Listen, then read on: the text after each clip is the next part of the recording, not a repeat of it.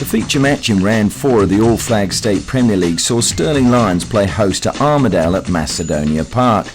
Stirling had not started the season well, with 2 losses and 1 draw, and pressure was rumoured to be mounting already on last year's Coach of the Year, Paul Lincoln. Armadale, on the other hand, had recorded 1 win, 1 draw and 1 loss under new coach Scott Miller, and they kicked off in their away strip of white and black. New recruit Anthony Campbell showed too much of the ball and was well closed down by Ludovic Boy. The ball fell to Anthony Skorich, who hit the ball into the path of Watt, but at full stretch he could only lift it wide. Roles were reversed soon after when Campbell, along with Craig Young, robbed Boy.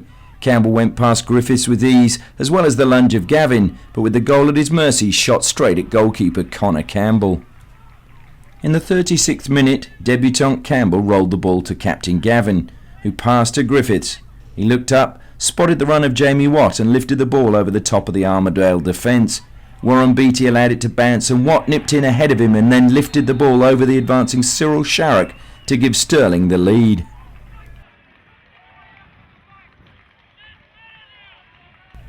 Warren Beattie lets the ball bounce and then allows Watt to get inside of him. Watt does well and stays calm to lift the ball over the advancing goalkeeper. Armadale searched for an equaliser before the break. Campbell, wide on the right, found Craig Young, whose deft backheel set up Tom Robinson, but his run was halted by a rash lunge from Griffiths and Armadale had a free kick. Up stepped Paris Okai, who lifted the ball over the wall past the despairing dive of Campbell and into the top corner. A first-class free kick to pull Armadale level.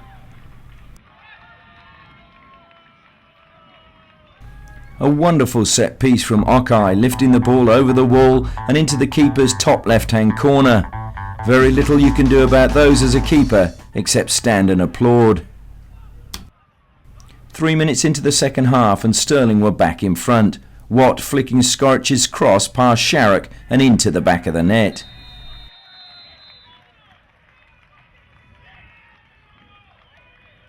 Skorich has allowed too much time to pick out Watt, who again got ahead of the defender to flick his header home.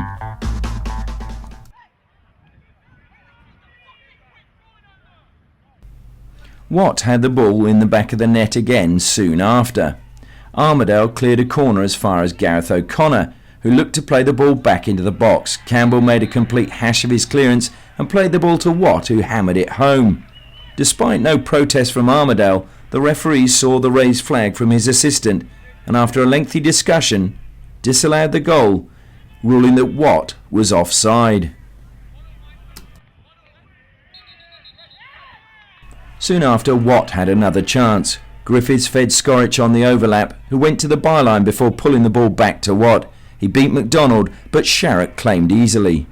Then it was O'Callaghan's chance to burst forward for Stirling. He drew the 2 defenders and set up Diabru in space, but the substitute's effort was saved by Sharrock and Armadale survived again. Gavin then surged forward for Stirling and tried his luck from long range. Sharrock inexplicably punched the ball straight to Watt and then redeemed himself with a fingertip save. When the final whistle sounded, Stirling had recorded their first win of the season and claimed 3 points, while Jamie Watt could feel unlucky he hadn't claimed a hat-trick.